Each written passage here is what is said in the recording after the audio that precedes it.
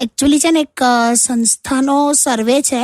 હું જય બાજુ આપણો જ કરાવે. હા બોલ. સર્વે એવું કે છે કે વાઇફ સાથે વધારે વાર તમે વાતો કરો ને હા તો વ્યક્તિનું ટેન્શન બહુ ઓછું થઈ જાય, એમ કે હાર્ટ એટેકના ચાન્સીસ 70% ઓછા થઈ જાય, પછી સ્ટ્રેસ અને ડિપ્રેશનના ચાન્સીસ પણ 80% ઓછા થઈ જાય, એવું બધું છે.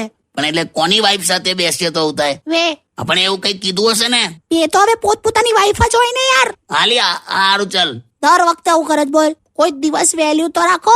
છેલી છે આમાં. ગઈકાલ સપનું આવેલું, બોલ તારું. શું? ગઈકાલે મેં તને સપનામાં જોઈ એમ? શું જોયું? કે આપણે છે ને આમ સમુદ્રમાં છે, આમ એકદમ મોટું તોફાન આવ્યું અને હું સમુદ્રમાં પડી ગયો. હાય હાય, પછી? પછી ત્યાં મને બચાવી લીધો એમ. સાચે?